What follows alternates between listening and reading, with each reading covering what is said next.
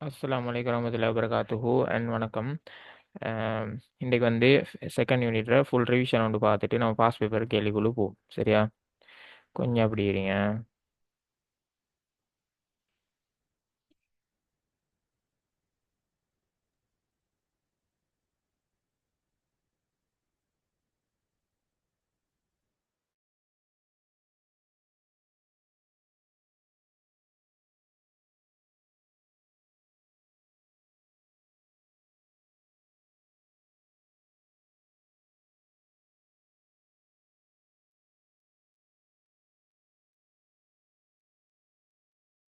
சரி, அப்போ வந்து இந்த செகண்ட் யூனிட்ல நம்ம மெயினாக பார்ப்போம் வந்து ஒரு முறைமைண்டா என்ன, அந்த முறைமையில அடிப்படையாக வந்து என்னென்ன கூறுகள் இருக்கு, ஒரு முறைமையை வந்து நம்ம இம்ப்ளிமெண்ட் பண்ண வேண்டுமாக இருந்தால் அதுக்கு வந்து என்ன படிமுறைகளை பின்பற்றி சரியான ஒரு முறைமையோட வந்து உருவாக்கும் எப்படின்றத பற்றி தான் இந்த யூனிட்ல வந்து முழுமையாக கதைச்சோம். சரியா?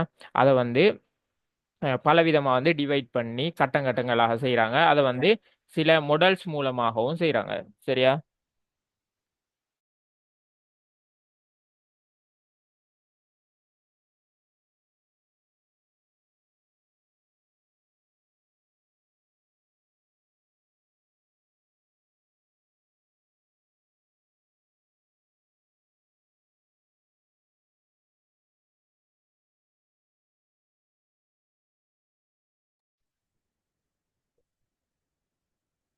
சரி, அப்ப வந்து ஒரு முறைமையில வந்து என்ன படிமுறைகளை நம்ம நோக்காக கொண்டு அதை வந்து இம்ப்ளிமெண்ட் பண்ணுவோம்னு சொல்லி பார்த்தோம். அதே மாதிரி ஒரு முறைமையில வந்து இன்புட் வந்து எது, அதே மாதிரி ஒரு முறைமை என்றால் அதில் வந்து என்ன விதமான ப்ரொசஸிங்கள் நடக்கும், இப்படி நடந்து வந்து பெறுமதியான அவுட்புட்டுகள் வந்து எப்படி வரும்ன்றதை பற்றி பார்த்தோம். அதே மாதிரி தகவல் முறைமைண்டா என்னன்னு பற்றி பார்த்தோம். இதில் வந்து ஒரு ரீகேப் பண்ணுங்க. உங்களுக்கு வந்து என்ன சரி கிளியர் இல்லைன்னு சொன்னால் அதை கேட்க இயலும். சரியா? கேட்கலும் எல்லாரும் வந்து கிளியர்ன்றதால வந்து நான் வந்து டீப்பா இதையும் விளங்கப்படுத்தலை. சரியா? எல்லாரும் கிளியர் தானே, அதால டீப்பா விளங்கப்படுத்தலை. நான் வந்து குறிப்பிட்ட இதுகளை வந்து ரிமைண்ட் பண்ணிட்டு போறேன். அதுல உங்களுக்கு என்ன சரி டவுட் இருந்தா கேளுங்க. சரியா? அடுத்து வந்து இந்த யூனிட்ல இருக்கிற இன்னொரு சப் டாபிக் தான் வந்து கணினியை அடிப்படையாக கொண்ட முறைமையும் மெனுவல், அதாவது கைமுறைமையும், இது ரெண்டுக்கும் இடையில டிஃப்ரெண்ட் என்ன இருக்குன்னு சொல்லி பார்த்தோம். கணினியை அடிப்படையாக கொண்ட முறைமையில தான் வந்து பல நன்மைகள் இருக்குது. அஹ் அதே நேரம் மெனுவல் சிஸ்டம் வந்து இப்போ தற்காலத்தில் வந்து எல்லா துறைகள்லையும் மெனுவல் சிஸ்டம் வந்து கணினி அடிப்படையாக கொண்ட கம்ப்யூட்டர் பேஸ் சிஸ்டமுக்கு வந்து டிரான்ஸ்ஃபார்ம் ஆகிட்டு வருகுதுன்றதை பார்த்தோம். அது டிரான்ஸ்ஃபார்ம் ஆகிறதுக்கான நன்மைகள் என்னென்ன, அதே மாதிரி கைமுறை தொழில்நுட்பத்துக்கும் கணினி தொழில்நுட்பத்துக்கும் இடையிலான வேறுபாடுகள் என்னன்றதை பற்றியெல்லாம் பார்த்துருந்தோம். சரியா? இது வந்து மிக முக்கியமான ஒரு பகுதி. பொதுவாக ஏ லெவலை பொறுத்த வரைக்கும் நிறைய கேள்விகள் வார. சரியா? இந்த கைமுறைமைக்கும் கணினி அடிப்படையாக கொண்ட முறைமைக்கும் இடையிலான வேறுபாடுகள் என்னன்றது. சரியா? இது பொதுவாக நம்ம ரியல் வேர்ல்டில் பார்க்குற எக்ஸாம்பிள்களையே ஒப்பிட்டு உங்களுக்கு இதில் என்ன நன்மைகள் இருக்குதுன்றத, அதில் என்ன தீமைகள் இருக்குது, இதில் என்ன நன்மைகள் இருக்குன்றதை யோசிச்சாலே இது ரெண்டுக்கும் இடையிலான வேறுபாட்டை வந்து இலகுவா எழுத இயலுமாக இருக்கும்.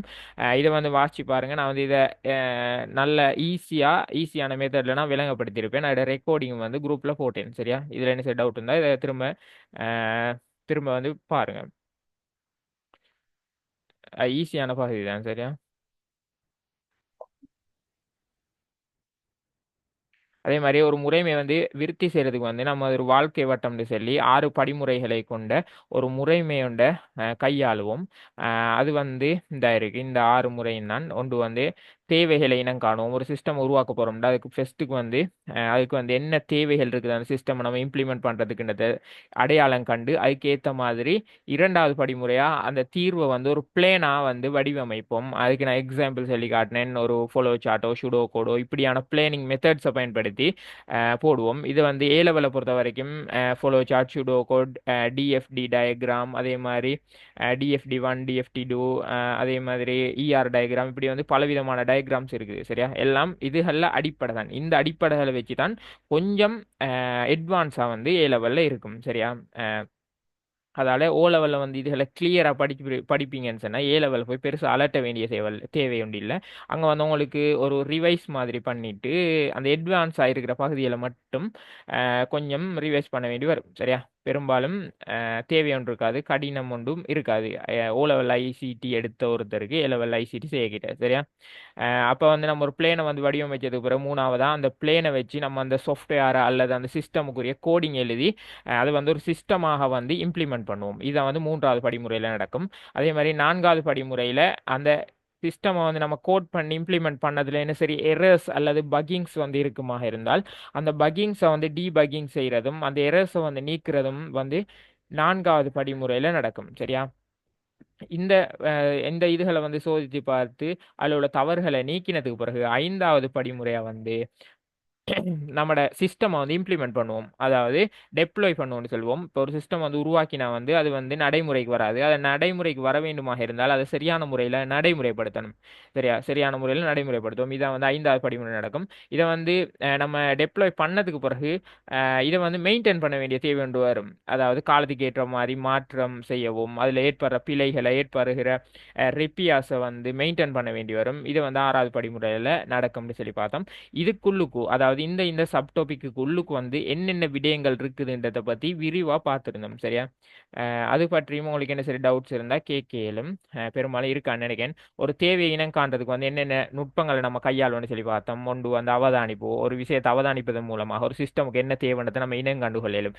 அதே மாதிரி நேர்காணல், அதாவது ஒரு இன்டர்வியூ வச்சும் நமக்கு அடையாளம் கண்டுகொள்ளும் அந்த சிஸ்டமுக்கு வந்து என்ன தேவைப்படும் சொல்லி சரி. அதே மாதிரி வினாக்கத்து புதிய புதிய வினாக்களை முன்வைப்பதன் மூலமாக அது சம்பந்தப்பட்டவங்க வந்து அவங்களோட தேவைகளை கூறுவாங்க. அப்போ அதை வச்சு நமக்கு இந்த சிஸ்டமை இம்ப்ளிமெண்ட் பண்ண வேண்டுமாக இருந்தால் நமக்கு என்னென்ன தேவைகள் தேவைன்றதை வந்து இனம் கண்டுகொள்வோம். இதுவும் அது ஒரு நுட்பமாக இருக்குது. அதே மாதிரி அதாவது பாஸ்ட் இறந்த காலங்களில் வெளியிட்ட அறிக்கைகள் கோவைகளை வச்சு நமக்கு ஒரு முடிவுக்கு வரையிலும் இதுக்கு இந்த சிஸ்டமுக்கு வந்து இதை வந்து இம்ப்ளிமெண்ட் பண்ணோம்னா நன்றாக இருக்கும், நல்ல டெவலப்மெண்ட்டாக இருக்கும்னு சொல்லி அடையாளம் கண்டு கொள்ள இயலும். அதே மாதிரி அடுத்த நுட்பமாக வந்து மூலவகை மாதிரியை காட்சிப்படுத்தல், அதாவது சேம்பிள் சிஸ்டமோட நமக்கு காட்சிப்படுத்தல் இப்படி தான் இது வரும். அப்போ அதில் சம்மந்தப்பட்டவங்களுக்கு வந்து புது புது ஐடியாஸ் வரும். ஓ அப்போ இப்படி இருக்குமாக இருந்தால் எங்களுக்கு இப்படியான சிக்கல்கள் இருக்குது, அப்போ இதுகளை வந்து நீங்கள் இம்ப்ளிமெண்ட் பண்ணுவீங்கன்னு சொன்னால் இந்த சிஸ்டம் வந்து இன்னும் பெட்டராக இருக்கும்னு சொல்லி அவங்களோட ஆப்ஷன்ஸையும் வந்து முன் வைப்பாங்க சரியா. இப்படியான நுட்பங்களை பயன்படுத்தி நம்ம ஒரு சிஸ்டமுக்கான தேவைகளை இனம் கண்டு கொள்ள இயலும் சரியா. இந்த தேவைகளை அதாவது இந்த முறைமை விருத்தி வாழ்க்கை வட்டம் தான் இந்த யூனிட்ல இருக்கிற மெயினான பார்ட் சரியா. இதைத்தான் நீங்க பார்த்துருப்பீங்க. ஒரு 80% இந்த யூனிட்ல வந்து இதைத்தான் டெப்ளாய் பண்றாங்க. காரணம் என்னென்றால் இதான் வந்து முக்கியம். ஏ லெவலை பொறுத்த வரைக்கும் அது அப்படி இல்லைன்னா ஐடி இண்டஸ்ட்ரிக்கு நீங்க போனாலும் சரி, சாஃப்ட்வேர் இன்ஜினியரிங் ஃபீல்டில் போறீங்க இருந்தாலும் இந்த முறைமை விருத்தி வாழ்க்கை வட்டம் தான் மெயின் சரியா. இதை வச்சு தான் ஒரு சாஃப்ட்வேர் இன்ஜினியர் ஒரு சாஃப்ட்வேரை வந்து டெவலப் பண்ணுவார். அப்போ அதனால வந்து மெயின் முக்கியமான ஒரு பார்ட். எப்போவும் எக்ஸாமை பொறுத்த வரைக்கும் நல்லா ஞாபகம் வச்சுக்கோங்க, எது வந்து லைஃபுக்கு தேவையோ, எது வந்து அந்த ஃபீல்டுக்கு தேவையோ, எது வந்து அந்த இண்டஸ்ட்ரிக்கு தேவையோ அதில் தான் வந்து அதிகமான கேள்விகள் வரும் சரியா. என்ன காரணம்னு சொன்னால் பிரயோசனம் இருக்கிற பகுதி தானே புள்ளைகளுக்கு அந்த அறிவு தானே தேவை. அதால் அப்போ அதை அந்த அறிவை தான் வந்து புள்ளைகளும் எடுத்துக்கொள்ளும் பாஸ் பேப்பரில் இந்த கேள்விகளை போட்டால் காரணத்தால் எப்போவும் வந்து மெயினாக வந்து இந்த பகுதியில் வந்து டெஸ்ட் பண்ணுவாங்க சரியா, அவங்களோட நாலேஜ் இருக்கா இல்லையாண்டு. அதால் அந்த மாதிரி முக்கியமான பகுதிகளை எப்பவும் மெயினாக ஃபோக்கஸ் பண்ணி படிங்க. முக்கியம் இல்லாத பகுதிகளில் சும்மா நோட்ஸ் அது இதுன்னு சொல்லி காலத்தை செலவழிக்க வேணாம் சரியா. அப்போ தேவைகளை இனம் காணல்ன்றது வந்து இவ்வளவுதான். அடுத்த ரெண்டாவது படிமுறை வந்து தீர்வினை வடிவமைப்போம். தீர்வினை வடிவமைத்ததுக்கு நான் சொன்னேன் அந்த ஃபாலோ சார்ட் சூடோ கோட் போன்ற நுட்பங்கள் இருக்குது. இதே மாதிரி நிறைய நுட்பம் இருக்குங்க, டிஎஃப்டி அதே மாதிரி யார் இப்படி அது உங்களுக்கு அவுட் ஆஃப் சிலபஸ். அப்போ இப்படியான முறைகளை பயன்படுத்தி ஒரு யூசர் இன்டர்ஃபேஸை அதே மாதிரி ஒரு சிஸ்டமில் நடக்கிற கொஞ்சம் அப்படி இருங்க பாங்க.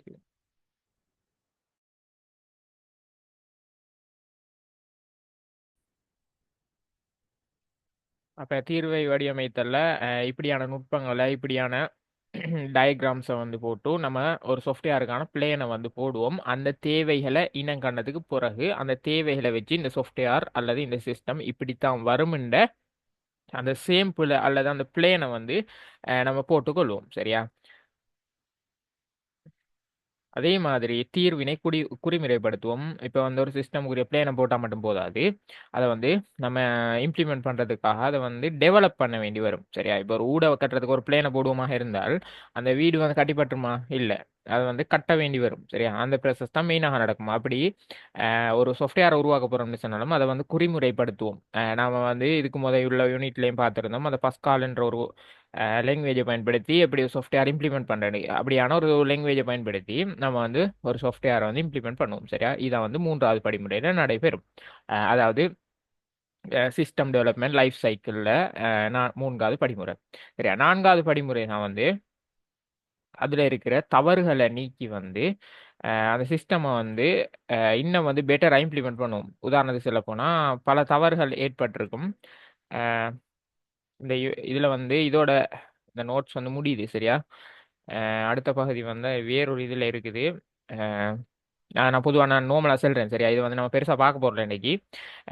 இன்னொரு ரிவிஷன் தான். அப்போ வந்து அடுத்த ப்ராசஸாக வந்து தீர்வு தீர்வை வந்து சோதிச்சு பார்ப்போம். இப்போ எக்ஸாம்பிளுக்கு சொல்ல போனால் அந்த கோடிங்கில் வந்து நிறைய எரர்ஸ் இருக்கும். சரியா? நம்ம மனுஷன் தானே டெவலப் பண்ண, அப்போ நிறைய பிழைகளை விட்டுருப்போம். அதே மாதிரி பொதுவாக பக்கிங்ஸ் இருக்கும். ஒன்றோட ஒன்று தொடர்பு படைக்கிட்ட வந்து அது அந்த அந்த இன்டர் கனெக்ஷனில் வந்து ப்ராப்ளங்கள் இருக்கும். அப்போ அதுகள் அந்த மாதிரியான தவறுகள் எல்லாம் நீக்கி நம்ம நல்ல ஒரு சிஸ்டமாக வந்து அதை உருவாக்கி எடுப்போம். சரியா? இது வந்து நான்காவது படிமுறையில் நடக்கும். அதே மாதிரி ஐந்தாவது படிமுறையில் வந்து இந்த பிழைகளை எல்லாம் நீக்கினதுக்கு பிறகு வந்து அதை வந்து இம்ப்ளிமெண்ட் பண்ணுவோம் அல்லது டெப்ளாய் பண்ணுவோம். சரியா? இப்போ அதை வந்து கொஞ்சம் அப்படி இருங்க.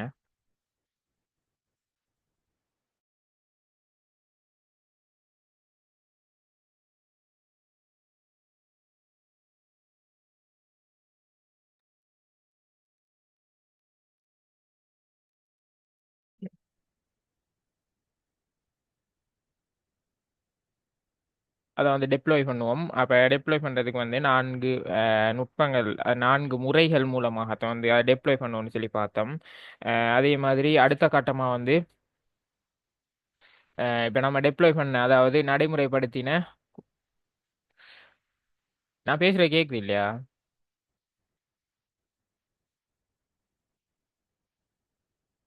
யார் சரி போடுங்க. பேசுறது கேட்குதா இல்லையா? கொஞ்சம் போடுங்க. செட்டில் போட்டுருங்க யார் சரி.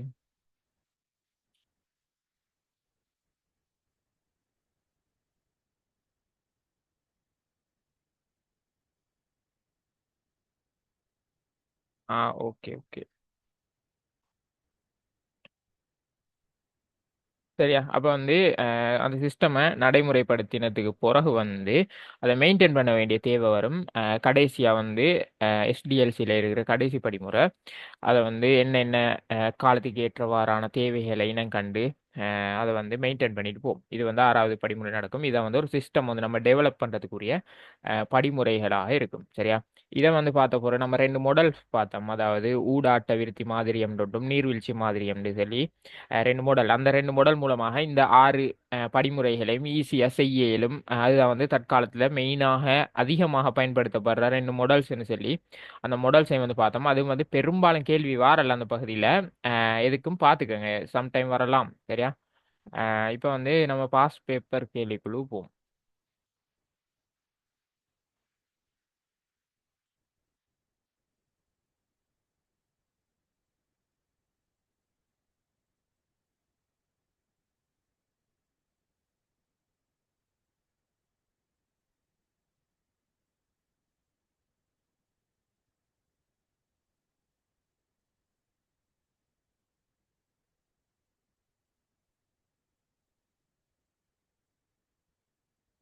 இந்த 2016ஆம் ஆண்டுல இருக்கிற முதலாவது கேள்வியை வந்து யார் சரி வாசிங்க.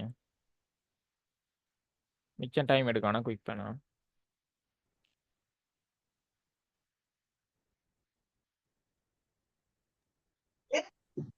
கடந்த 5 ஆண்டுகளின் போது கண்டறியப்பட்ட டெங்கு நோயாளர்களின் எண்ணிக்கையை காட்டுவதற்காக ஒரு வரைவை வரைவதற்கு நிமலன் ஒரு கணினி செய்நிரலை எழுதுகிறான். செய்நிரலுடன் தொடர்புடைய உள்ளீடு, முறை, வெளியீடு, வெளியீடு ஆகியன கீழே A தொடக்கம் D வரைக்குமான சரியான ஒழுங்கின்றிய படிமுறைகளின் மூலம் தரப்பட்டுள்ளது. கடந்த 5 ஆண்டுகளில் இருந்த டெங்கு நோயாளர்களின் மொத்த எண்ணிக்கையை காட்டும் வரைவை காட்சிப்படுத்துக. B ஒவ்வொரு ஆண்டிலும் இருந்து டெங்கு நோயாளர்களின் எண்ணிக்கை. C நடப்பு ஆண்டு. D கடந்த 5 ஆண்டுகளில் இருந்த டெங்கு நோயாளர்களின் மொத்த எண்ணிக்கையை கணிக்க. பின்வருவனவற்றில் எது உள்ளீடு, முறைவழி வெளியீடு ஆகியவற்றை சரியாக காட்டுகிறது? சரி, ஓகே. அப்ப எது உள்ளீடு எது வெளியீடுன்னு அப்ப நீ அந்த 15வதுக்குரிய ஆன்சரை வந்து எல்லாரும் செட்டில் போடுங்க. பிழையாகின பிரச்சனை இல்லை. சரி, அவங்களோட ஆன்சரை போடுங்க. அதுக்கப்புறம் நம்ம இதை வந்து டிஸ்கஸ் பண்ணிட்டு நான் ஆன்சர் சொல்லுவேன். அப்போ அந்த டைம் அவங்களுக்கு அது சரியா பிழையா என்ன பிழை இருக்குதுன்றது இலகுவா விளங்கும். சரியா, எல்லாரும் போடுங்க.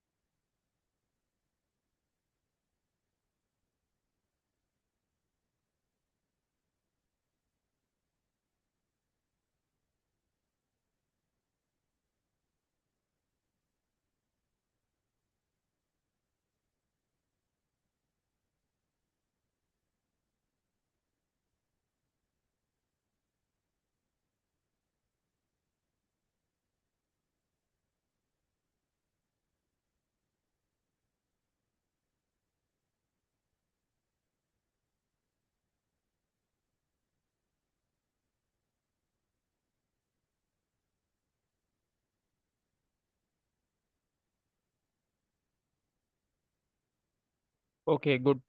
ஆன்சர் வந்து ரெண்டாவது தான். சரியா, இதை வந்து வாசிச்சு பார்த்தா உங்களுக்கு விளங்கும். அதாவது ஏ வந்து பாருங்க, கடந்த ஆண்டுகளில் இருந்த நோயாளிகளை மொத்த எண்ணிக்கையை வந்து ஒரு வரைபடத்தில் காட்சிப்படுத்தலாம். சரியா, இப்படி வரைபடத்தில் காட்சிப்படுத்துற வந்து அவ்வளோ ஆண்டுகளும், அதாவது ஒவ்வொரு ஆண்டுகளும் இன்புட்டாக இருக்க போகுது. அப்போ அவ்வளோத்தையும் வச்சு ஏதோ ஒரு முறை வழி நடந்தாலும் அந்த கிராஃப் உருவாக போகுது. சரியா, அப்போ அந்த கிராஃப் வந்து உருவாகி அதை காட்சிப்படுத்துற வந்து ஒரு அவுட்புட்டாக இருக்கும். சரியா, அப்போ பாருங்க, வெளியீடு வந்து ஏன்றது வந்து சரி. சரியா, அதே மாதிரி இப்போ பாருங்க, ரெண்டாவது பார்ப்போம். ரெண்டாவது கூற்று வந்து செல்லுது என்னன்னு சொன்னால் பி, ஒவ்வொரு ஆண்டிலும் இருந்த டெங்கு நோயாளிகளின் எண்ணிக்கை. ஒவ்வொரு ஆண்டிலும் இருந்த டெங்கு நோயாளிகள் எண்ணிக்கையை வந்து நம்ம இன்புட் பண்றோம் அதுக்கு. சரி, அப்போ வந்து அது என்ன உள்ளீடாக இருக்க போகுது. ஒவ்வொரு ஆண்டிலும் உள்ள டெங்கு நோயாளிகளை வந்து அந்த டைம் கணிச்சு அவங்க அவுட்புட் எடுத்தாங்கன்றால் அது அந்த டைமுக்கு அவுட்புட்டாக இருக்கும். அதாவது அது ஒரு தகவலாக இருந்திருக்கும். ஆனா இப்ப இவ்விடத்தை இந்த கரண்ட்லி இந்த சிச்சுவேஷனுக்கு எப்படி இதை பயன்படுத்தப்பட போகுதுன்னு சொன்னால், ஏற்கனவே கண்டு வச்ச அந்த நோயாளிகள் எண்ணிக்கையை வந்து அதுக்கு வந்து இன்புட்டாக கொடுக்க போறோம். சரியா, அப்ப வந்து இது ஒரு இன்புட்டாக இருக்க போது பி. சரிதானே, பி வந்து இன்புட்டாக இருக்குது. அப்ப பி வந்து இன்புட்டாக இருக்கிற ரெண்டாவதுலையும் சரி மூணாவதுலையும் சரி நாலாவதுலையும் சரியாக இருக்குது. அடுத்தது பார்ப்போம், நடப்பு ஆண்டு.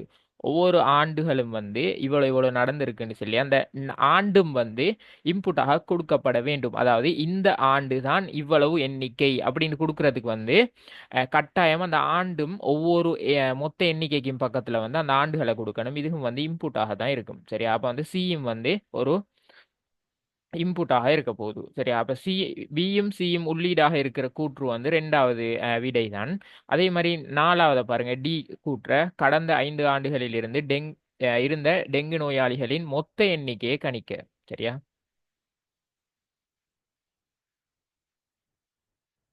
இ- அதாவது இவ்விடத்த வந்து இங்க பாருங்க, ஒரு கால்குலேஷன் நடக்க போகுது.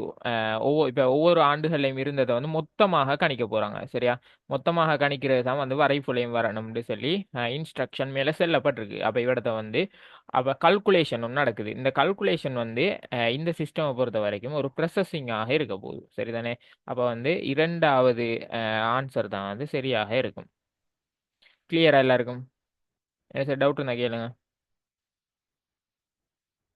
மிச்சம் லேசான கேள்வி ஒன்று தான்.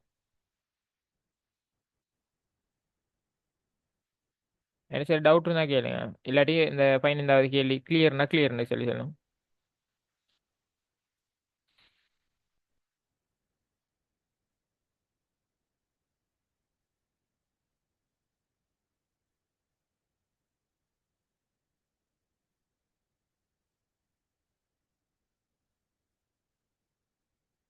புஷ்ரா கிளியரா எப்படி வருதுண்டு? ஓகே. சரி, கால்குலேஷன் என்ன சரி நடக்குதாக இருந்தால் அவடத்த வந்து அது என்ன நடக்கும், ப்ரொசஸிங்காக இருக்கும். அது கிளியராக இருக்கணும். சரியா, வரைபொண்டை வந்து நம்ம காட்சிப்படுத்த போறோம். காட்சிப்படுத்துறது வந்து என்னது, ஒரு வெளியீடாக தான் இருக்கும் எப்போவும். சரியா, நீங்க வந்து படிச்சிருப்பீங்க கிரேட் 10ல செகண்ட் யூனிட்னு நினைக்கிறேன். அதுல இன்புட் டிவைஸ் அவுட்புட் டிவைஸ்னு சொல்லி. அப்ப அந்த அவுட்புட் டிவைஸுக்கான வரைவிலக்கணம் என்னவாக இருக்கும்? நமக்கு ஏதோ ஒரு விஷயத்தை பார்க்க இயலுமாக இருக்கும். சரியா? அப்ப அதால தான் அது அவுட்புட் டிவைசஸ்னு சொல்லி சொல்லுவோம். அந்த அவுட்புட்டை நம்ம காட்டுற டிவைசஸுக்கு. சரியா? அந்த ஏதோ ஒன்று பார்க்குறோம் எந்த டிவைஸ்லயோ அதுதான் வந்து அவுட்புட் டிவைசஸ்னு சொல்லுவோம். அப்ப இவடத்தை வந்து இதே செல்லுது, வரைபடத்தை வந்து காட்சிப்படுத்துதுண்டு. அப்ப அது அவுட்புட்டாக இருக்கும். சரிதானே? ஓகே, இப்ப 16வது கேள்விக்குரிய ஆன்சர் போடுங்க, குயிக் பண்ணுங்க, மிச்சம் டைம் எடுக்கணும்.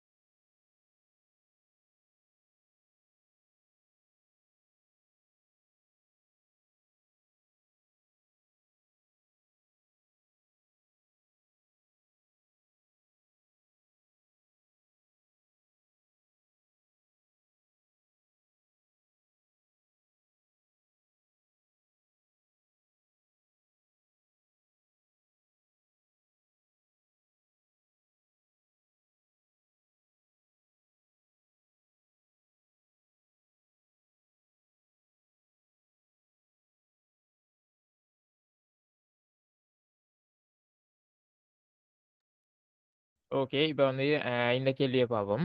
இதில் வந்து என்ன கேட்டிருக்குன்னு சொன்னால், நம்ம வந்து எஸ்டிஎல்சி அதாவது சிஸ்டம் டெவலப்மெண்ட் லைஃப் சைக்கிளில் வந்து ஒரு படிமுறை பார்த்தோம். அதாவது 4வது ஒரு படிமுறை தான் வந்து பார்ப்போம். அதில் என்ன பார்த்தோம்? அஹ், நம்ம ஆல்ரெடி பண்ண கோட்ல வந்து என்ன எரர்ஸ் இருக்குன்னு சொல்லி அதை பார்த்து டெஸ்ட் பண்ணுவோம்னு சொல்லி, அந்த டெஸ்ட் பண்ணுறத வந்து 4 நுட்பங்களை அல்லது 4 முறைகளை பயன்படுத்தி அதை டெஸ்ட் பண்ணுவோம்னு சொல்லி பார்த்தோம். சரியா? அது வந்து ஒன்று அலகு சோதனை, அதே மாதிரி ரெண்டாவது வந்து இன்டகிரேஷன், அதாவது ஒவ்வொரு அழகாக டெஸ்ட் பண்ணதுக்கு பிறகு அந்த அலகுகளை வந்து இன்டகிரேட் பண்ணி, அதாவது ஒன்றோடு ஒன்று இணைச்சி பார்த்து அதில் என்ன பிழைகள் இருக்குன்னு பார்ப்போம். சரியா? இது வந்து 2வது படிமுறைன்னு சொல்லி பார்த்தோம். அதே மாதிரி 3வது வந்து அந்த இன்டகிரேஷன் நடந்த பிறகு முழு சிஸ்டமும் வந்து இன்டகிரேட் பண்ணி சோதிக்கப்பட்ட பிறகு அது ஒரு சிஸ்டமாக இருக்கும். அப்ப அந்த சிஸ்டத்தை முழுமையாக கடைசியாக, அதாவது 3வதாக அவதானிப்போம் அல்லது அது இது டீபக்கிங் செய்வோம். அத அதன் பின் தான் வந்து இந்த சிஸ்டம் வந்து இவ்வளோ எரர்ஸை நம்ம நீக்கிட்டு இந்த சிஸ்டத்தை ஏற்றுக்கொள்றையா அல்லது இப்படில வந்து அதிகமான எரர்ஸ் இருக்குமாக இருந்தால் இதை வந்து ரிஜெக்ட் பண்ணுவோமான்ற அந்த ஏற்புடைமை சோதனையை வந்து செய்வோம். சரியா? இதை ஏற்றுக்கொள்றையா அல்லது வந்து ரிஜெக்ட் பண்ண போறோமான்னு சொல்லி, எக்ஸப்டா ரிஜெக்டான்னு சொல்லி, இதான் வந்து கடைசி படிமுறையாக இருக்கும். அப்ப முதலாவது வந்து அலகு சோதனை. சரியா? இங்க பாருங்க, முதலாவது ஒரு சிஸ்டமை ஒவ்வொரு அழகாக பரிசோதனை செய்வோம். இதான் வந்து முதலாவது படிமுறையாக இருக்கும். சரியா? 2வது வந்து ஒவ்வொரு அலகையும் பார்த்த பிறகு இந்த ஒவ்வொரு அலகையும் ஒவ்வொரு அலகோட வந்து இன்டகிரேட் பண்ணி டெஸ்ட் பண்ண போறோம். சரியா? இதான் வந்து 2வது படிமுறையாக இருக்கும். ஒன்றோட ஒன்று ஒவ்வொரு அலகையும் இணைச்சி பார்த்து டெஸ்ட் பண்றது, இது 2வது. 3வது வந்து இணைச்சி பார்த்த பிறகு அவ்வளோ இன்டகிரேஷன் முடிஞ்சது பிறகு முழு சிஸ்டமாக வச்சு நம்ம வந்து அதை சோதிச்சு பார்க்க போறோம். இதான் வந்து 3வது படிமுறையாக இருக்கும். அதே மாதிரி 4வது படிமுறையா வந்து இந்த சிஸ்டத்துல உள்ள எரர்ஸ் எல்லாம் நம்ம டீபக்கிங் செஞ்சிட்டோம் அல்லது செய்யல. சரியா? ஏதோ ஒன்றுக்குள்ளுக்கு உள்வாங்கப்படும். அப்ப செஞ்சமாக இருந்தால் அதை எக்ஸப்ட் பண்ணுவோம் அந்த சிஸ்டம், இது வந்து ஓகேண்டு. அப்படி செய்ய இயலாத கட்டம் இருக்குமாக இருந்தாலும் அந்த சிஸ்டம் இதுக்கு சூட்டபிள் ஆனது இல்லைன்னு சொல்லி அதை வந்து ரிஜெக்ட் பண்ணுவோம். அந்த ஏற்புடைமை சோதனை வந்து 4வது ஆக நடக்கும். சரியா? அப்ப இது வந்து 4வது கட்டமாக இருக்கும். அப்ப ஃபர்ஸ்ட் வந்து டி, அதுக்கு பிறகு வந்து பி, அதுக்கு பிறகு வந்து சி, அதுக்கு பிறகு ஏ. சரியா? அப்ப இது வந்து 4வது விடை 16வதுக்கு. சரியா? இது வந்து கிளியரா எல்லாருக்கும்? இது வந்து மிச்சம் லேசான ஒரு கேள்வி. சரி, இப்படித்தான் கேள்விகள் வரும். பாஸ்ட் பேப்பரை வந்து நல்லா செய்வீங்கன்னு சொன்னால் பெஸ்டா வந்து பார்ட் 1 செய்ய இயலும், அதாவது எம்சிக்யூ. சரிதானே? எம்சிக்யூ நிறைய செய்யுங்க. எம்சிக்யூ நிறைய செஞ்சால் நிறைய டவுட்ஸ் வரும், அதை கிளியர் பண்ணி அதில் சரி கிளியர்ல என்றால் புக்கை பாருங்க. அந்த பகுதியை வந்து ஃபர்ஸ்ட் கிளியர் பண்ணுங்க. கிளியர் பண்ணி போட்டு திரும்ப வாங்க அந்த கேள்விக்குழுக்கு. அப்ப திரும்ப வந்து செஞ்சுட்டு அதை கிளியர் பண்ணிட்டு நீங்க போயிட்டீங்கன்னா அடுத்த பாஸ் பேப்பர்லயும் பெரும்பாலும் போன இப்ப நீங்க இதுக்கு முதல் செஞ்சதுல உள்ள கேள்வி அடுத்த பாஸ் பேப்பர்லயும் வரும். அப்ப வார டைமுக்கு ஐநா நீங்க சரி எடுப்பீங்க. அப்ப உங்களுக்கு போன பாஸ் பேப்பர்ல 35 தான் சரின்னு சொல்லி இருக்குன்னு வச்சால் மிச்சம் வந்து 5 பிழை. சரியா? அப்ப அந்த 5 பிழையும் வந்து என்ன செய்வீங்க? திரும்ப நீங்க கன்ஃபார்ம் பண்ணி திரும்ப அதை பகுதியை திரும்ப படிச்சு திரும்ப அதை அந்த பேப்பர்ல மட்டும் சரி எடுப்பீங்க. எடுத்த பிறகு திரும்ப அடுத்த பேப்பர் போயிட்டு உங்களோட ஒரு 37 ஆக போகுது அடுத்த பேப்பர்ல. ஏன்னா வித்தியாசமான ஒரு 3 4 கேள்வி வர சான்ஸ் இருக்கு. அப்படி தான் இன்க்ரீஸ் பண்ணி உங்களோட எல்லா பகுதிகளையும் வந்து கிளியர் பண்ண இயலுமாக இருக்கும். சரியா?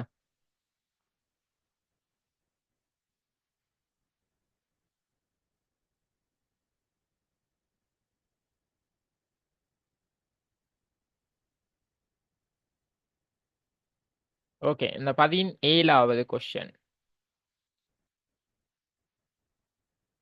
இதை வந்து இதுக்குரிய ஆன்சர் என்னன்னு போடுவோம்.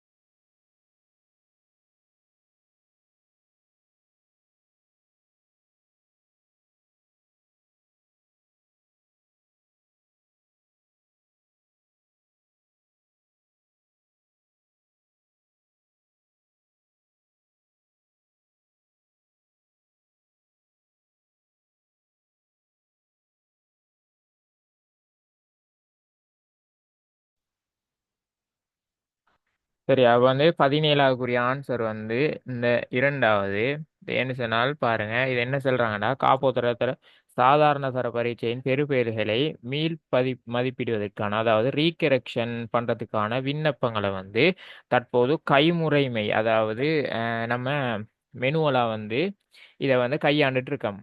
ரீகரெக்ஷன் போடுற அந்த விண்ணப்பங்களை. சரியா? அப்ப இதுக்கு பதிலா வந்து நான் பார்த்தோம் மெனுவலா பாவிக்கிறதுக்கு இப்போ வந்து எல்லா சிஸ்டம் வந்து தொடரா அதாவது ஆன்லைன் சிஸ்டமுக்கு மாறிட்டு இருக்கு. அதுக்கு பல நன்மைகள் இருக்குதுன்னு சொல்லி சொல்லி பார்த்துருந்தோம். சரியா? அப்ப இதே சிஸ்டமா தான் வந்து இவ்விடத்தை ரீகரெக்ஷன் போடுற இடத்துலயும் வந்து பயன்படுத்த போறாங்க. அப்படி பயன்படுத்துவாங்களாக இருந்தால் அவடத்தை வந்து என்ன வெளிடான, அதாவது நீங்க பாருங்க இதோட செல் இருக்கு என்ன, இக்கூற்றுக்களுள் எவை வலிதானவை. வலிதானவை மீன் எது ஏற்றுக்கொள்ளக்கூடியது அல்லது வந்து வெளிடான ரீசன்ஸ் வந்து செல்றாங்க வந்து இதுல இருந்து இதுக்கு மாறுறதுக்கான காரணங்கள் இதுதான்னு சொல்லி வெளிடான ரீசன் சொல்லப்படுது. அதுல ஏற்றுக்கொள்ளக்கூடிய அல்லது எது வந்து இதுல வெளியீடான ரீசனாக இருக்குன்றது தான் எடுத்த கேள்வி. சரியா? அப்ப இதுல நம்ம பார்ப்போம், இந்த சிஸ்டம் மெனுவல்ல இருந்து ஆன்லைனுக்கு மாறினால் என்ன சிஸ்டம் வந்து வலிதான ரீசனா அல்லது ஏற்றுக்கொள்ளக்கூடிய ரீசனா இவங்க சொல்றாங்கன்றதை பார்ப்போம். சரியா?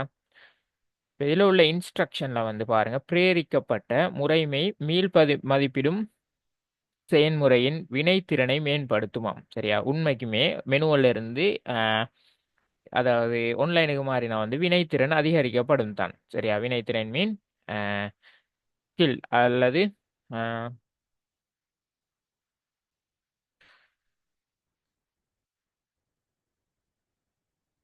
அதே மாதிரி ரெண்டாவது பி கூற்ற பாருங்க, பிரேரிக்கப்பட்ட முறைமை மீள் மதிப்பிடும் செயன்முறை செம்மையை அதிகரிக்க செய்யும். சரியா? இது வந்து வராது, இது அப்படியே வைங்க. செம்மை மீன் பல்திறைமைன்னு சொல்லி சொல்லுவோம். சரியா? பல்திறைமை அல்லது செம்மைன்னு சொல்லி சொல்லுவோம். இது வந்து ஒரே டைம்ல நிறைய வேலையை வந்து செய்ய இயலுமாக இருக்குமான்றதெல்லாம் கேள்விக்குறி. சரியா? அது உண்மைக்குமே இந்த சந்தர்ப்பத்துக்கு இந்த சிஸ்டத்துக்கு ஒரு பொருத்தமில்லாத கூற்றாக இருக்குது. சரியா? அவங்க வந்து இதை மெனுவல்ல இருந்து ஆன்லைனுக்கு மாற்றினாங்க இருந்தால் செம்மை வந்து அதிகரிக்கப்படாது ஒரு நாளும். சரியா? அது வந்து அதே அதே வேலையை தான் செய்யும். இப்போ ஆன்லைனுக்கு மாத்தினாலும் நம்ம வந்து மெனுவல எப்படி அப்ளிகேஷனை நம்ம போஸ்ட் பண்றோமோ அதே சிஸ்டம் ஆன்லைன்ல ஃபில் பண்ண போறோம். இதை தவிர வேற எந்த மாற்றமும் நடக்காது. விளங்கிச்சா? அப்ப செம்மை வந்து அதிகரிக்கப்படாது. ஆனா வினைத்திறன் அதிகரிக்கப்படும் தான். என்ன காரணம்னு சொன்னால் நம்ம இதை எழுதி நம்ம போஸ்ட் ஆஃபீஸுக்கு போய் அதை நிரப்பி போடுறது இப்படியான பல செயற்பாடுகளை வந்து குயிக் கனவு செய்து கொள்ள இயலுமாக இருக்கும். சரியா? வினைத்திறனாக அந்த வேலையை செஞ்சு முடிக்க இயலுமாக இருக்கும். அதால மேல உள்ள கூற்று ஏற்றுக்கொள்ளப்பட்டது, ஆனால் பி கூற்று ஏற்றுக்கொள்ளப்படாது. சரியா? இதால வந்து பல்திறமை ஒன்று அதிகரிக்கப்பட மாட்டாது. சரியா? மூணாவது கூற்றை பாருங்க, சிய பிரேரிக்கப்பட்ட முறைமை இணையத்திற்கு பிரவேசிப்பதற்கான வாய்ப்பு இல்லாத பரீட்சார்த்திகளில் ஒரு மறைவான விளைவு, அதாவது ஒரு டிஸ்அட்வான்டேஜ் வந்து அவங்க எதிர்நோக்க வேண்டி வருமாம். இணைய பாவனைக்கு வாய்ப்பு இல்லாதவங்க. சரியா? இதுவும் வந்து வெளியீடான ஒரு ரீசன். இதை வந்து ஏற்றுக்கொள்ள இயலும். சரியா? அவங்க வந்து சொல்றாங்க என்னன்னு சொன்னால் இணைய பாவனை வாய்ப்பு இல்லாத பரீட்சார்த்திகளுக்கு வந்து மறைவான விளைவை கொண்டிருக்குமா. மறைவான விளைவு மீன் டிஸ்அட்வான்டேஜ், அவங்களுக்கு வந்து ஏதோ ஒரு பிரதிகூலம் இருக்குமாம்னு சொல்லி சொல்றாங்க. சரியா? அதுவும் வந்து ஒரு வெளியீடான ரீசன் தான். சரியா? அப்ப அதையும் வந்து ஏற்றுக்கொள்ள இயலுமாக இருக்கும். இதனால தான் வந்து 17வது ஆன்சர் வந்து இரண்டாவது. கிளியரா? என்ன சரி, டவுட் இருந்தா கேளுங்க குயிக்கா.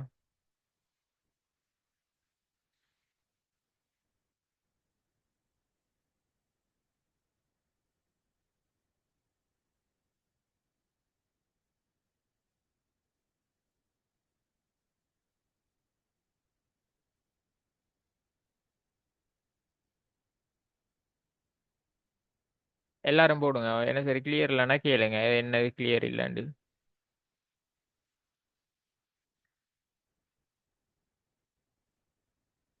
குயிக் பண்ணுங்க. என்ன சரி, டவுட் இருந்தா கேளுங்க குயிக்கா.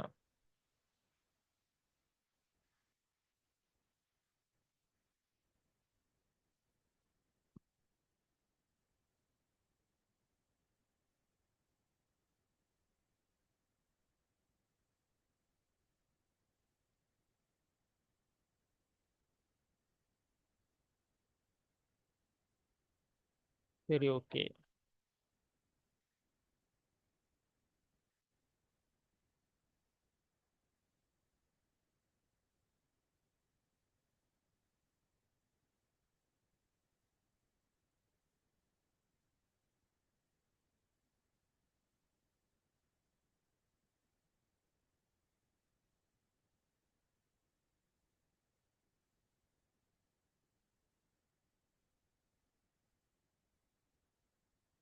இந்த 2017 இருக்கிற இந்த கூற்றை வந்து வாசிங்க. வாசிச்சுட்டு அல்லது ஸ்கிரீன்ஷாட் எடுங்க. எடுத்துட்டு ம், ஏன்னா அதுக்குரிய கேள்வியில தான் கீழே உள்ளதில் இருக்கு. சரியா? இல்லாட்டி விடுங்க, இல்லையா அந்த கேள்வி விடுங்க. 2018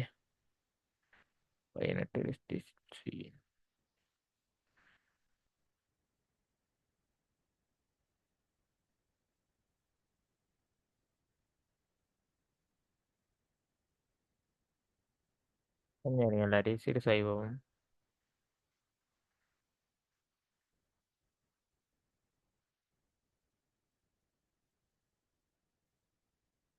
இப்படி வச்சா விளங்குதா உங்களுக்கு?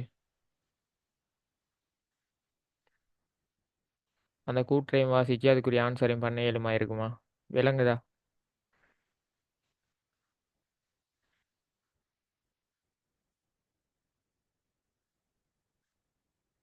ஓகே, அப்போ வந்து அப்போ இதுக்கு ஆன்சரை போடுங்க.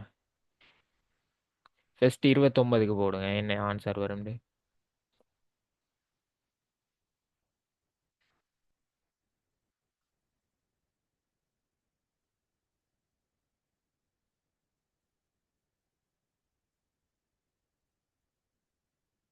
ஏன்னு சொன்னா இதுதான் இதுகளில் தான் வந்து மெயினாக கேள்வி வார இந்த நூலக முறைமை, பாடசாலையில் உள்ள முறைமைகளை தான் கூட வந்து கேள்விகள் வார. அதான் வந்து இந்த கேள்வியை கட்டாயம் பார்க்குற அளவுக்கு நல்ல.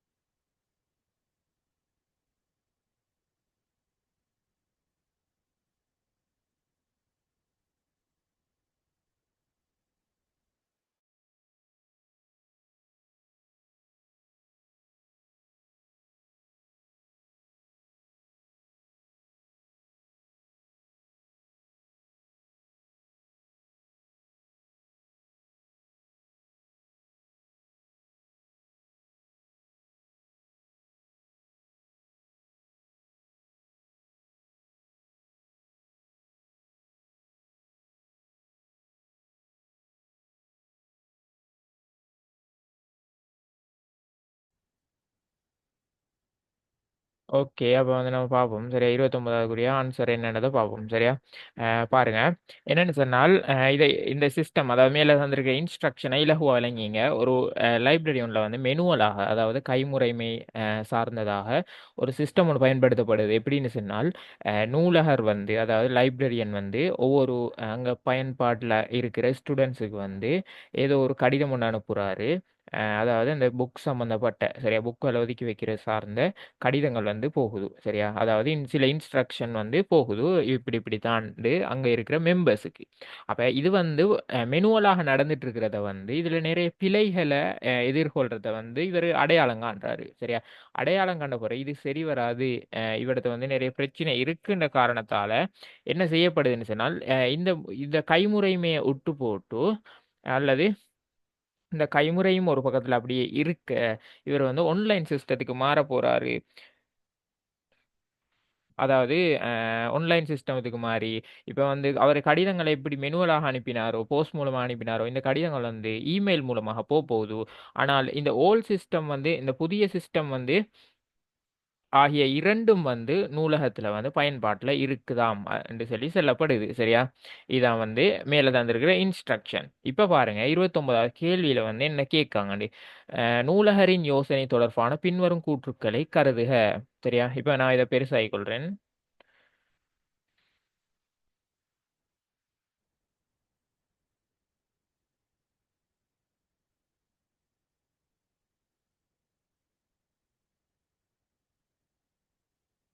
பாருங்க, நூலகரின் யோசனை தொடர்பான பின்வரும் கூற்றுக்களை கருதுகன்னு சொல்லி கேட்கப்படுகிறது. இதுல வந்து ஏ கூற்று வந்து என்ன செல்லுதுன்னு சொன்னால் புதிய முறைமையை ஒதுக்கி வைக்கும் செயன்முறையின் திறனை மேம்படுத்தும். அதாவது புதிய முறைமை வந்து அதாவது புக்ஸை வந்து அந்த ஒதுக்கி வைக்கிறதனை அவர நோக்கம் அப்போ அந்த ஒதுக்கி வைக்கிற செயல்முறை வந்து அதில் வந்து திறனை மேம்படுத்தும் அப்படின்னு சொல்லி சொல்லப்படுது. இது வந்து சரியான கூற்று சரியா. உண்மைக்குமே நிறைய விடயங்கள்ல அவர் இடர்பாடுகளை மேற்கொள்வார் மெனுவலாக செஞ்சால். ஆனால் ஆன்லைன் மூலமாக செய்வதன் மூலமாக அந்த பிழைகள் எதுவும் நடக்காது, அதால வந்து திறனாக இருக்கும் சரியா. அடுத்தது பாருங்க, இரண்டாவது கூற்று என்ன சொல்லப்படுதுன்னு சொன்னால் புதிய முறைமை ஒதுக்கி வைக்கும் செயன்முறையின் இது வந்து சரியானதுதான் சரி. இங்க பாருங்க என்ன சொல்லப்படுது, மேற்குறித்த கூற்றுக்களுள் செல்லுபடியானவை செல்லுபடியானவை என்று சொன்னால் அந்த இதுக்கு முதல் கேட்கப்பட்ட மாதிரி செல்லுபடி என்று சொன்னால் வெலிட் அல்லது உண்மை என்று சொல்லியும் அதை எடுத்துக்கொள்ளும் சரியா. இந்த கூற்றுக்கள் உண்மையானவை எவை என்று சொல்லி சரியா.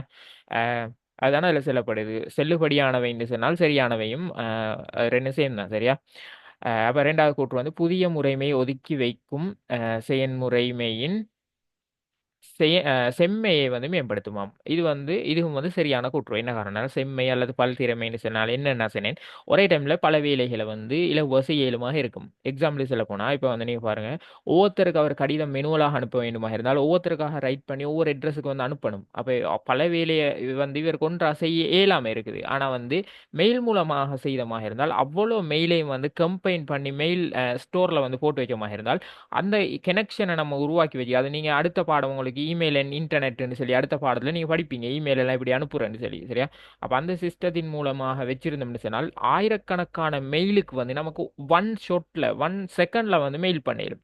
அப்போ அந்த கடிதத்தை அவர் அனுப்ப வேண்டுமாக இருந்தால் ஒரு இப்படி அதாவது ஒரு மில்லி செகண்டில் அல்லது ஒரு செகண்டில் வந்து அவ்வளோ பேருக்கும் அவர் அனுப்ப போகிறார். அப்போ வந்து அது செம்மையாக இருக்கும் சரியா. அது அப்போ இந்த முறைமை வந்து செம்மையை வந்து மேம்படுத்தும். அப்போ இதுவும் வந்து சரியாக இருக்கு சரியா. அதே மாதிரி சி கூற்ற பாருங்க, புதிய முறைமை இணையத்தை அணுக முடியாத பயனர்களில் ஓர் எதிர்மறை விளைவை கொண்டிருக்கும்னு சொல்லி சொல்லுது சரியா. இதுவும் வந்து வெலிட் ரீசன் தான். இப்போ இணையம் இல்லாதவங்களுக்கு வந்து இந்த முறைமைகளுக்கு அணுக முடியாது. அப்போ இதுவும் வந்து உண்மையைத்தானே சொல்றது, அல்லது இதுவும் வந்து ஒரு வலிதான அல்லது வெளிடான ஒரு ரீசன் தான் செல்லப்படுகிறது, வெளிடான ஒரு இன்ஸ்ட்ரக்ஷன். அப்போ இதுவும் வந்து சரியானதாக இருக்கு சரியா. இவ்விடத்தை வந்து இது வந்து நேர் விளைவை கொண்டிருக்குன்னு சொன்னால் பிழை சரியா. ஒரு அனுகூலம் இல்லை, ஒரு இணையம் இல்லாத ஒருத்தர் வந்து அவர் வெப்சைட்டுக்கோ அல்லது மெயிலுக்கோ என்டர் ஆகி அவர் அந்த கடிதத்தை பாற்றுக்கொள்றது சரி, அது வந்து அனுகூலம் இல்லை பிரதிகூலம். அப்போ இவரது பிரதிகூலம்னு சொல்லி தான் இந்த விளைவு செல்லப்படுது. அப்போ அதுவும் வந்து சரியான கூற்று. அப்போ ஏபிசி மூன்றும் சரியாக இருக்கிறது எந்த விடையோ அதுதான். அப்போ அதாவது நான்காவது விடை சரியா. இது கிளியரா எல்லாரும் சேட்ல போடுங்க குயிக்கா. என்ன சரி டவுட் இருந்தா கேளுங்க. இடத்துக்கு ஏற்ற மாதிரி மாறி யோசிக்கணும் சரியா.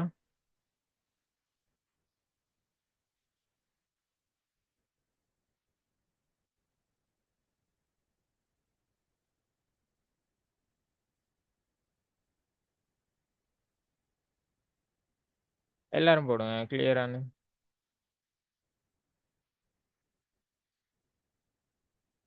அஸ்ரா கிளியரா.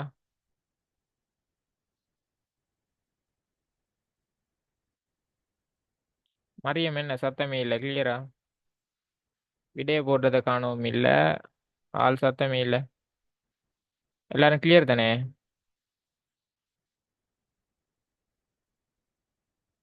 ஓகே, உங்களுக்கு செக் பண்ண கஷ்டம்னு சொன்னால் மைக் அன்மியூட் பண்ணி பேசுங்க சரியா. ஏன்னா நிறைய பேர் சைலண்ட் ஆயிருக்கீங்க, செட்டில் பண்ணுற கஷ்டமும் தெரியாது தங்கிக்க. சரி ஓகே, இப்போ வந்து அஹ், நான் திரும்ப ஒரு முறை இதை வந்து மினிமைஸ் பண்ணுறேன் அல்லது ஜூம் அவுட் பண்ணுறேன். இதை வந்து அடுத்ததுக்குரிய ஆன்சரை போடும், அதாவது 30வது கேள்விக்குரிய ஆன்சரை குயிக்காக எல்லாரும் போடும்.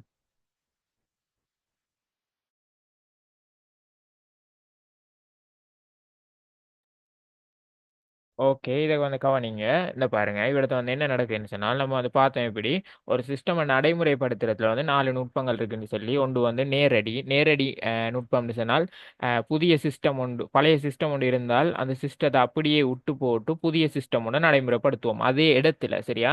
அதை வந்து ரீப்ளேஸ் பண்ணுறோம். அப்போ வந்து அதுக்கு தான் சொல்கிறேன் நேரடி அல்லது டிரெக்ட்னு சொல்லி சொல்லுவோம் சரியா. இதான் வந்து சிஸ்டம் ஒன்றை இம்ப்ளிமெண்ட் பண்ணிக்கிட்ட அல்லது டெப்ளாய் பண்ணிக்கிட்ட பயன்படுத்துகிற ஒரு முறை. இன்னொன்று வந்து சென்னம் வந்து சமாந்தரம் அப்படி அல்லது பெரலல்னு சொல்லி அப்படின்னு சொன்னால் ஓல்ட் சிஸ்டமும் பயணிச்சிட்டு இருக்கும் அதே சேம் டைம் அதே பாதையில் நம்ம உருவாக்கின புது சிஸ்டம் வந்து பயணிச்சிட்டு இருக்கும். இதுக்கு தான் வந்து சொல்ற நடைமுறைப்படுத்தல இரண்டாவது முறை சமாந்தரம்னு சொல்லி சரியா. ரெண்டும் நடைமுறைப்படுத்தப்படும் அல்லது ரெண்டும் தொழிற்பட்டு இருக்கும் சரிதானே. மூணாவது தான் பிலட்டுன்னு சொல்லி சொன்னோம். அது வந்து என்னன்னு சொன்னால் ஒரு இடத்துல மட்டும் நம்ம இம்ப்ளிமெண்ட் பண்ணி பார்த்து அது வெற்றி அடைஞ்சிச்சாக இருந்தால் அந்த சிஸ்டத்தை முழுமையாக நம்ம அல்லது முழு இடத்துக்கும் வந்து அதை இம்ப்ளிமெண்ட் பண்ணுவோம்னு இதை வந்து பிலட்டுன்னு சொல்லி சொன்னோம் சரியா. அது வந்து மூன்றாவது நடைமுறைப்படுத்தல் நுட்பமாக இருந்துச்சு. அதே மாதிரி நான்காவது தான் கட்டம் கட்டமாக நடைமுறைப்படுத்துவோம். அதாவது ஒரு சிஸ்டத்தில் பல அலகுகள் இருக்குன்னு சொன்னால் எக்ஸாம்பிள் சொல்ல போனால் ஒரு லைப்ரரி சிஸ்டமில் ரெஃபரன்ஸ் அதே மாதிரி பப்ளிகேஷன் வேறு வேறு செக்ஷன்ஸ் இருக்கும். அப்போ இதில் ஒரு அதாவது பப்ளிகேஷனை மட்டும் நடைமுறைப்படுத்தி பார்க்குறேன், இது ஓகே ஆயிடுச்சுன்னு சொன்னால் அதோட எட்மினையும் வந்து கனெக்ட் பண்ணி நடைமுறைப்படுத்தி பார்க்குறேன். இப்படி கட்டம் கட்டமாக முழு சிஸ்டத்தையும் ஒரேடியாக வந்து அமுல்படுத்தாமல் கட்டம் கட்டமாக அமுல்படுத்துவோம் சரியா. அதுக்கு தான் வந்து செல்வம் கட்டம் கட்டமாக நடைமுறைப்படுத்தணும். சரியானே? அப்ப இப்ப வந்து நம்ம இந்த கேள்விக்குள்ளுக்கு வரோம். சரியா? இதுல இன்ஸ்ட்ரக்ஷனை பாருங்க நல்லா. அதாவது கையாட்சினால் மெனுவல், கையாட்சி முறைமை, புதிய முறைமை ஆகிய இரண்டும் தொழிற்பட வேண்டும் என நூலகர் தெரிவித்துள்ளார். அதாவது ரெண்டு சிஸ்டமும் நடைமுறையில இருக்கணும், தொழிற்படணும்னு சொல்லி அவர் வந்து தீர்மானிச்சிருக்காரு. அப்ப ரெண்டும் நடைமுறைப்படுத்தணுமாக இருந்தால் ஒன்லைனும் போகுது, மெனுவலும் போகுது இல்லையா? எப்போ ஆன்லைன் செயற்பாட்டில் இல்லையோ அல்லது ஆன்லைன்ல ஏதாவது இடர்பாடுகள் இருந்தால் அவர் மெனுவல் சிஸ்டத்தையும் பயன்படுத்துவார்ன்றதான் இதுல வந்து விளங்குது. அப்ப இது வந்து என்ன சொல்ற, இதுக்கு வந்து செல்வம் வந்து பெரலல் அல்லது சமாந்தர நடைமுறைப்படுத்தல்னு சொல்லி சொல்லுவோம். அப்ப இது வந்து 30வதுல எத்தனாவது ஆன்சராக இருக்கின்றால் முதலாவது ஆன்சராக இருக்குது. சரிதானே? கிளியரா இது? எல்லாரும் சொல்லுங்க. பெஸ்ட் ஆன்சர் அல்லது முதலாவது ஆன்சர் தான் இந்த இன்ஸ்ட்ரக்ஷனுக்குரிய விடையாக இருக்குது. அதாவது இதுல நடைமுறைப்படுத்துற அஹ், மேற்கூறிய தகவல்களை கொண்டு எந்த உகந்த முறையை வந்து இதுல வந்து யூஸ் பண்ண இயலும்னு சொல்லி கேட்டிருக்காங்க. இது வந்து நேரடியாக அந்த அல்லது சமாந்தரமாக இருக்கும். சரிதானே? ஓகே, எல்லாருக்கும் கிளியர். அப்ப வேண்டிய வார்த்தை எல்லாம் கிளியர் தானே? என்ன சரி டவுட் இருந்தா கேளுங்க. இதெல்லாம் மிச்சம் லேசான கேள்விகள். சரியா? இது எல்லாம் ஃபுல் மார்க்ஸ் எடுக்க பாருங்க. ஒரு 3 கேள்வி 2 கேள்வி இப்படி தான் வரும் ஒரு எம்சிக்யூல. அப்போ எம்சிக்யூல அப்படி வரைக்கிற ஃபுல் மார்க்ஸ் எடுக்க பாருங்க. அதே மாதிரி பார்ட் டூலையும் சில பகுதிகளோட சேர்ந்து வரும். அதாவது முதலாவது பாடத்துல ஒரு 8 மார்க்ஸுக்கு ஒரு கேள்வியை போட்டு மிச்சம் 2 மார்க்ஸுக்கு இந்த ரெண்டாவது பாடத்திலோட கேள்வியை ஒன்றிணைச்சலும். அப்படி இல்லைன்னு சொன்னால் ரெண்டாவது பாடத்திலேயே மூணாவது பாடம், அதாவது நம்ம அடுத்தது படிப்போம் இன்டர்நெட் அண்ட் இமெயில்னு சொல்லி. சரியா? மூணாவது பாடம் அது வந்து மிச்சம் லேசான ஒரு பாடம். சரியா? சின்ன விடயம் நம்ம அன்றாட வாழ்க்கையில யூஸ் பண்ணிட்டு இருக்கிற இதுகள் தான் அது. சரி, எலிமெண்டல் தான் அதுல இருக்கிற. அப்ப அதோட ரெண்டாவது பாடத்தையும் மூணாவது பாடத்தையும் சேர்த்து அதுல ஒரு 5 மார்க்ஸுக்கும் இந்த பாடத்துல ஒரு 5 மார்க்ஸுக்கும் கேள்வி வரையிலும் பார்ட் டூலையும். அதெல்லாம் நமக்கு இப்ப டைம் இல்ல. பார்ட் டூல உள்ள கேள்வியும் பார்க்க டைம் இல்லை. இப்பயே 7:05 ஆயிட்டு. நம்ம இடையில வந்து கிடைச்சால் அது பார்ட் டூல உள்ள கொஸ்டின்ஸை பார்ப்போம். அப்படி இல்லைன்னு சொன்னால் இப்போ டேர்ம் எக்ஸாம் நடந்து அதை வந்து ஃபுல்லாக பேப்பரை ஃபுல்லாக பார்ட் பண்ண வேற ஒரு டேலையும் பார்ட் டூ வேற ஒரு டேலையும் வந்து ஃபுல்லாக டிஸ்கஸ் பண்ணுவோம். அப்போ அந்த டைமுக்கு பார்க்கலும் அதே மாதிரி. அப்படி இல்லைன்னு சொன்னால் ரிவிஷன், அதாவது உங்களோட சிலபஸ் வந்து இலகுவா ஒரு பெரும்பாலும் எக்ஸாமுக்கு ஒரு 3 மந்த்துக்கு முதல் முடிஞ்சிடும், 3-4 மந்த்துக்கு முதல் முடிஞ்சிடும். சரியா? அப்படி முடிஞ்சது பிறகு நம்ம ரிவிஷன் செய்வோம், அந்த டைம் பார்ப்போம். அப்படி இல்லைன்னு சொன்னால் நமக்கு வந்து பாஸ் பேப்பர் கேள்விகள் செய்வோம். அதாவது லாஸ்ட்ல வந்து எப்படியும் ஒரு 3 அல்லது 4 பாஸ் பேப்பரை ஃபுல்லாக செய்வோம். சரியா? அப்போ ஃபுல்லாக செய்யக்கிட்டையும் இந்த கேள்விகள் வந்து திரும்ப உங்களுக்கு ரிவைஸ் ஆகும், ரிமைன் ஆகும். அதால் வந்து ஒரி பண்ண தேவையில்ல. அப்போ இன்றைக்கி எல்லாரும் கிளியர். சரியா? அப்போ வந்து நான் இந்த கிளாஸை முடிச்சுக்கொள்கிறேன்.